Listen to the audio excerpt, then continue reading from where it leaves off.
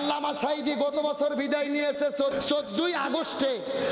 আল্লামা সাঈদী গত বছর বিদায় নিয়েছে 14 আগস্টে, আর এর পতন হলো 5 আগস্টে। তার মানে বোঝা গেল 1 বছর পূর্ণ হতে আরো 10 দিন বাকি ছিল।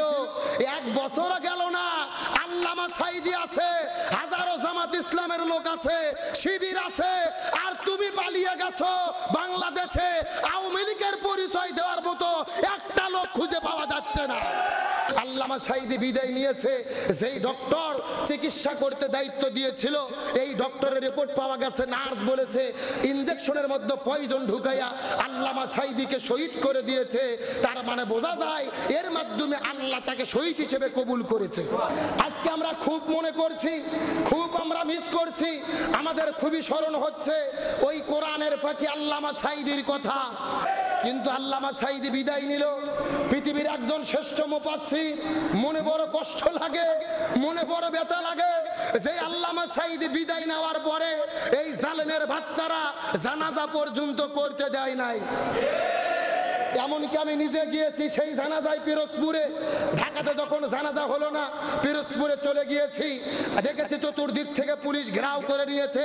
জানাজা হওয়ার পরে যখন কবর হয়ে গেল, কবরটা পর্যন্ত ঘিরে রেখেছে, 140 ধারা জারি করে কবর জিয়ারত পর্যন্ত করতে দেয় নাই। আমার মনে বলে এই শেখ হাসিনা আলেমদের সাথে আল্লামা সাঈদীর সাথে যা করেছে পৃথিবীর ইতিহাসে এমন কাজ কেউ করে নাই। ভাই কবরের উপরে কি 140 ধারা জারি হয়? মানে ওদের ভয় যে সাঈদী মনে হয় কবর থেকে উঠেছে, ক্ষমতা হারাবে, কথা কর না কে?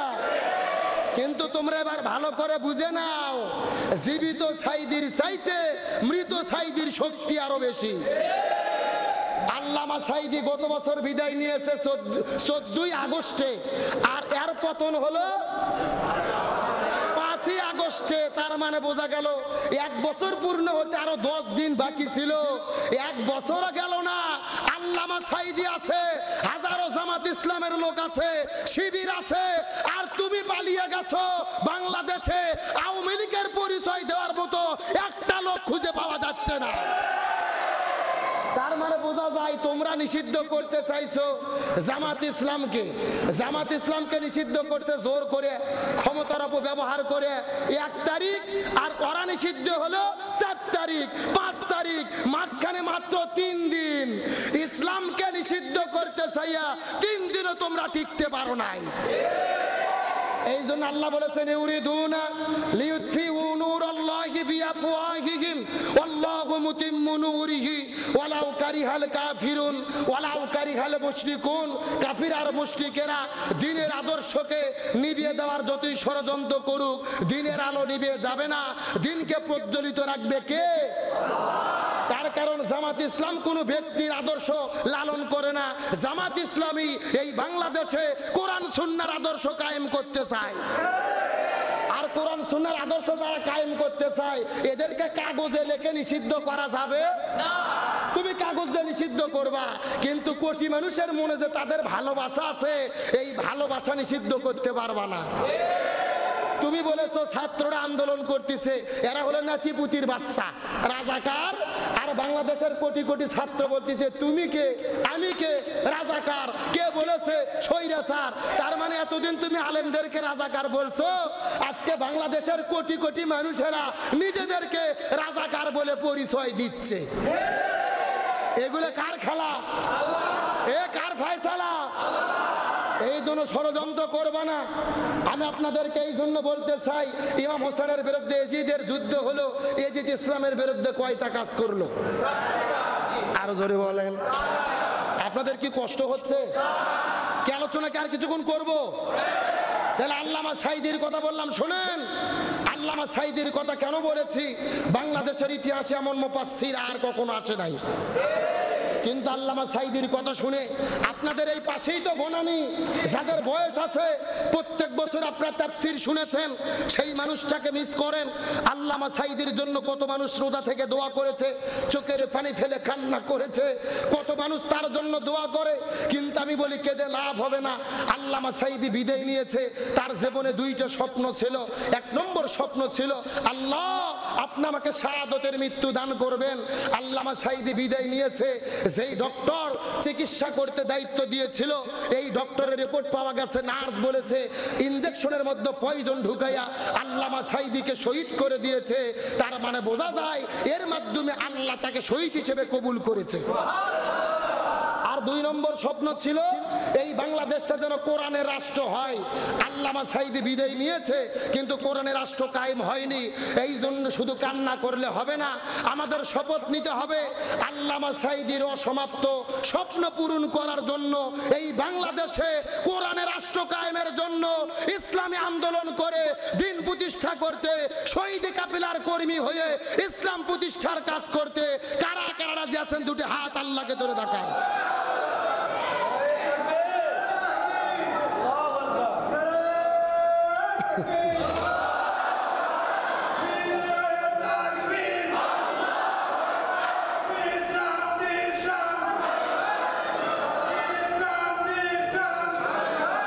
আল্লাহ কবুল করুক, বলেন আমিন। তাহলে বলেন দেখি ইয়াজিদ কয়টা কাজ করছিল? আরো জোরে বলেন। আমার প্রিয় বন্ধুগণ, মুসলমান ভাইরা গভীর মনোযোগ। আর আমি আপনাদেরকে বেশি কষ্ট দেব না, তবে একটা মেসেজ দেওয়ার পরে আপনাদের মধ্য থেকে বিদায় চলে যাব। এই চারটা কাজ যখন ইয়াজিদ করলো, একদিন রাতের বেলা স্বপ্নের ভেতরে আমার নবী হোসাইনকে ডাক দে, বলে এ হোসাইন রে, আর তো ঘুম পারা যাবে না। ওই ইয়াজিদ জোর করে ক্ষমতা দখল করার পরে খেলাফতকে বাদ দিয়ে তিনি রাজতন্ত্র কায়েম করেছে। ওরে হোসাইন, তুমি ইরাকে চলে যাও, ইরাকে যাওয়ার পরে এই জমিনের মধ্যে আবার খেলাফত কায়েম করতে হবে।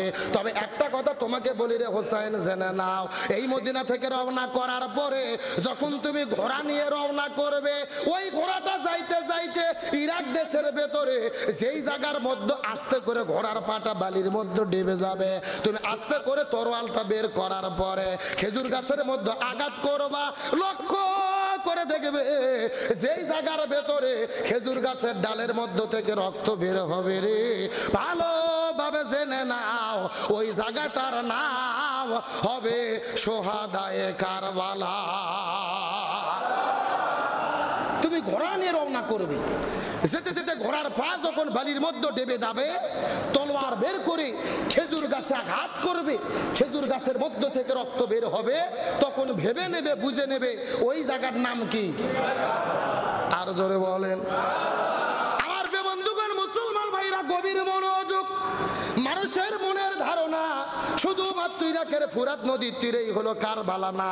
কারবালা হলো আরবি শব্দ, যার মূল অর্থ হলো কারিবুল বালা, বিপদে পতিত হওয়ার জায়গা। যার অর্থ হলো কারিবুল বালা, বিপদে পতিত হওয়ার জায়গা। তার মানে বোঝা গেল ইমানদাররা ইমানের পরীক্ষা দিতে গিয়ে যেই জায়গার মধ্যে বিপদে পড়ে, ওই জায়গার নাম হলো কারবালা। জোরে বলেন, ওই জায়গার নাম হলো। কথাগুলো সুন্দর করে বোঝার চেষ্টা করবেন। সময় যেহেতু কম, আমি আপনাদের মধ্যে ব্যাখ্যা দিতে পারবো না, শেষ কথাগুলো সুন্দর করে ভালো করে বোঝার চেষ্টা করবেন। ইমাম হোসাইন এক নয় দুই নয় 72 জন সদস্য নিয়ে চিৎকার করে বলেন কয়জন? 72 জন পরিবারের সদস্য নিয়ে যখন রওনা করলেন ইরাকের উদ্দেশ্যে, যেতে যেতে যেতে যেতে হঠাৎ করে মরুভূমির মধ্যে যখন ঘোড়ার পাটা ডেবে গেল, আস্তে করে হোসেন ঘোড়া থেকে নামার পরে ওই তলোয়ারটা বের করার পরে আস্তে করে যখন খেজুর গাছের মধ্যে আঘাত করলো, ওই খেজুর গাছের ডালের মধ্যে থেকে রক্ত বের হওয়া শুরু হলো। হোসেন ডাক দিয়ে বলে, এ পরিবারের সদস্যরা রে, এই জায়গার মধ্য থেকে তো আর যাওয়া যাবে না রে, তোমরা এই জায়গায় নেমে পড়ো, এই জায়গায় হবে সোহাদায়ে কারবালা। আমার বন্ধুগণ, মুসলমান ভাইরা গভীর মনোযোগ। এই কথা বলার পরে ইমাম হোসাইন রাদিয়াল্লাহু রাদিয়াল্লাহু তাআলা 72 জন সদস্য নিয়ে যখন আস্তে করে জায়গার মধ্যে নেমে পড়লো, ওইদিকে এজিদের কাছে খবর চলে গেছে হুসাইন ইরাকের মধ্যে চলে এসেছে। সবাই কিন্তু হুসাইনের হাতে হাত রেখে বায়াত গ্রহণ করবে, তোমার কিন্তু খলিফার আর খেলাফত থাকবে না। এই কথা শোনার পরে জিয়াদ ডাক দে, এই কথা শোনার পরে এজিদ ঘোষণা দিল, এ ওবাইদুল্লাহ বিন জিহাদ রে, হুসাইনকে আটকায়া দাও, তাদেরকে বশ্যতা স্বীকার করতে বলো, আর যদি বশ্যতা স্বীকার না করে প্রয়োজনে তাদেরকে হত্যা করে বিদায় করে দাও।